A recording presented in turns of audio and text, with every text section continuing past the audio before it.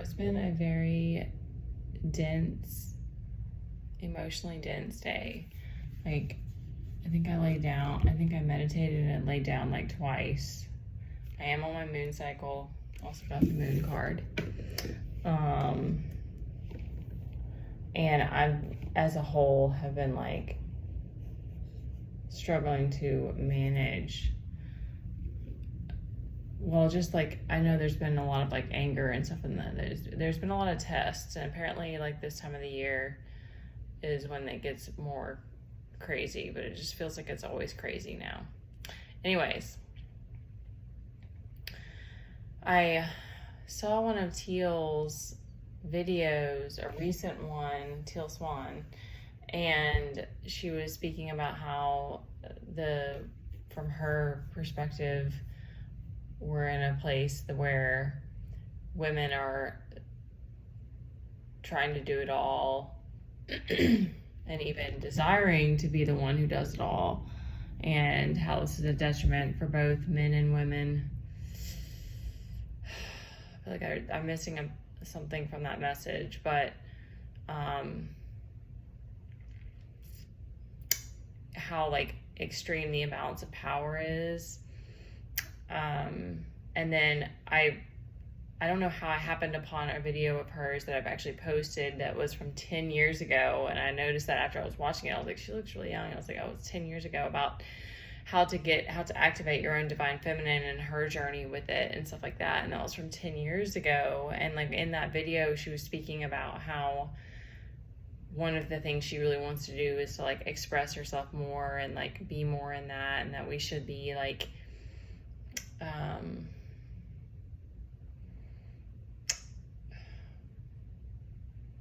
my energy is still low.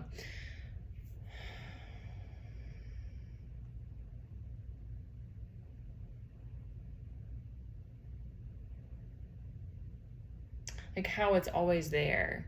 So it's like the divine feminine is it's a part of them, both men and women. It's like this aspect that's within us, but we have to unveil it. Essentially, we have to like get in touch with it. And what I thought was interesting is I did pull a couple cards. I'll talk about that in a second. In her video, she spoke about how for her it was a lot of like self-analysis about the things that she really likes and dislikes, like in regards to her viewpoints on femininity and like different things, like the way she grew up, and that helped her kind of uncover what held meaning to her, and what was like she really likes high heels, but that was something that she had to discover, and she had this mix up about makeup, and because we get both for masculine and feminine, we get all these mixed messages about how we're supposed to be because of all these different reasons. But it got me thinking about like, you know, why it's become this way, and how can we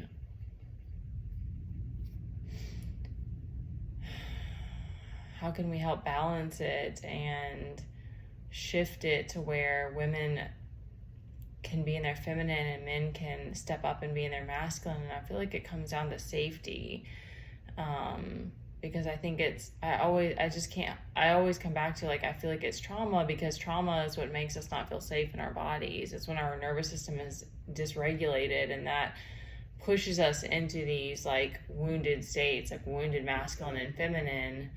And in general, when a woman doesn't feel safe, she's going to be in more of an overdrive and a more of an anxious and stressed state, and that's going to put her in her masculine. And as soon as you slow down and rest, you start to drop into your feminine. And there's more to it than that, because you do it both for men and women. You start to feel more, and then you have to learn how to process your feelings.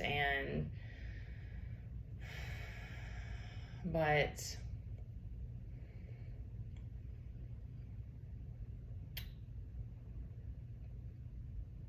although in some ways it's harder because you're living in a more patient and regulated and slower pace, and you're detached. Like, that's for me such a big part of it, because to me as well, it kind of all ties in with codependency, because if we're imbalanced, then we're always looking outside of us. We're always trying to get our needs met from outside of us instead of going within and to meet our own needs. And that keeps us in that codependency. So it's like it all kind of ties in together, and the drama and the chaos. And I know I sound like really sleepy right now, but it just made me think. It was like, that it's not like there might be a simple solution to it, because I think sometimes it's just like a little bit here and there, and then people catch on and we can start to shift it together. But what's coming to me is that, like, authenticity. It's like more people showing and being in their own authenticity, even though it does cause triggers, and if there's envy and it makes people mad. Like, they think that you think that you're superior or something, but it's like that's a part of the process of coming back to your, like, if there's going to be somebody or some people who are going to be the guinea pigs or the leaders, and they're going to be like, this is the thing, and I'm just embodying what I like and what feels good. And it's one of those, like, you just start to do it and want to do it naturally on your own. And then once you're tapping into source and stuff like that, and you're asking for guidance, and you're saying, what do you want me to do? And you get these impulses and then you act on them. For me, it was like, I had to come around to realizing that there's like backlash and jealousy and people not liking it and all these things. Like, I didn't understand that for a while. I mean, like, you feel the energy, the energetic, but I kind of didn't want to believe it, because I was just like, but I understand it now, that that's just the way it gets, the shifting of the energy, because it's just resistance. So it's resistance to change. So anyways, that's just what came to me, is that it's like, I think, like, I love the idea of having women's groups, and it's something that I'm really passionate about, but I know that there's the sister wound, and there's the resistance to change and pushing out of your comfort zone and fear of whatever it may be, or and I think that, like, I love women's groups, but even for me, it was the type thing that it was like, you go and you do the thing at the women's group, and then you just go back to, like, the way things are. It's like there wasn't enough of a transfer into, like, my day-to-day life, that, like, it's not that it didn't mean anything. It was meaningful to me, but it didn't like help me develop, like, strong sisterhood. The girls, and I've even lost touch with them now, but, like, the girls that I felt the most like sisters to me was the Gauntlet group that I did in 2020, because we were forced to, like, that's so bad. We were put into groups, and then we had to do these, like, calls where we talked about things, and we talked on, like, a deeper and more intimate level, and we did stuff like eye gazing and stuff, which I'd never done before, but it was so beautiful, because it was like, in a way, we all were kind of just didn't know all totally what we were getting ourselves into. And I just think the way that the group came together was just a very, like, interesting but beautiful group of like minds and stuff. So it was like, it just kind of, it's like the universe just conspired it in that way. And so I just think that it was because it was online too. We were all from different places and stuff. So it wasn't even in person, but we had a chat, and we had to do group calls every week, and you had to speak with each person individually. And those girls, I just felt safe. I felt safe.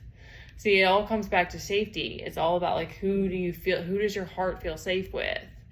Because once we have that, once you feel like you can open your heart and you feel safe to express yourself, then you can, like, unload and just explore and uncover and discover these other aspects of you. And the more that you do that, it just, I mean, there has to be a desire there too, and you have to want to change and stuff like that, for sure. But we're meant to embody, our authenticity. We're meant to embody our own energy and not fit ourselves into these molds. And so, anyways, I got really way off there. I had an interesting mix of cards. We had the Ace of Swords, Nine of Pentacles reversed, Seven of Swords, and the Moon. Really feeling the Moon right now. I don't know about the rest of the world, but Seven of Wands is like ready for battle, ready for whatever's coming at you. So I guess after what all that we've been through, I guess we're still ready.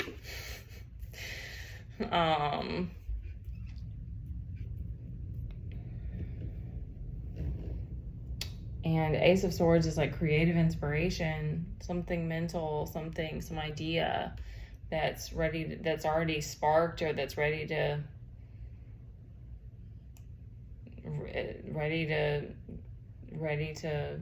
get started on. I'm losing it now. But the Moon makes me think like go within, or that's like the mystery, which is the divine feminine. And that's the thing too, is that try to think if there's anything with Nine of Pentacles reversed makes me think like a lack of confidence,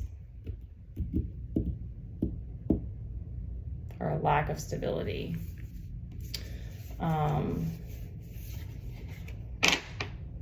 That's the thing, is that women are the mystery, and I know that that's unsettling in some ways, but it's also beautiful. And I think that if we could have more of a collective agreement, or not necessarily agreement, I guess in a sense, a collective like desire and acceptance of coming back into more, being more authentic. And then I think we would all start to feel safer in our own bodies, and then safer with each other, and we wouldn't feel so alone in going through the things that we're going through. Because that's I think I saw that recently about the healing journey, is that it's like you essentially are, the isolation was just a thing that it literally was like the shift of the energy and the people and stuff around me. And then it's like I realized, oh, okay, this is what's going on. And it's like you're kind of put into this isolation, you come back to hermit mode. There's a lot of that. And then to come back to in more of an independent state, come back to yourself and work on your relationship with yourself and God and all these things. And then you are like ready to develop more interdependence with people around you.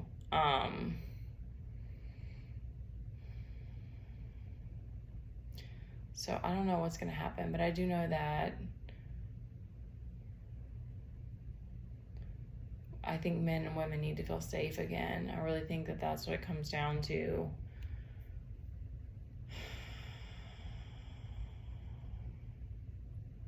So I hope we get to a place where we embrace people and their authenticity instead of trying to throw daggers at them or be jealous, because there isn't a competition. Once you come back into the heart, you realize that there was never a competition. And it doesn't mean that we don't still have to move through those vibrations when we see someone that's doing something different or that we want to embody. But that's all that jealousy is that there's some aspect of them that you want to have, but it is within you. Envy's a little bit different. Like envy's a little bit more obsessive, but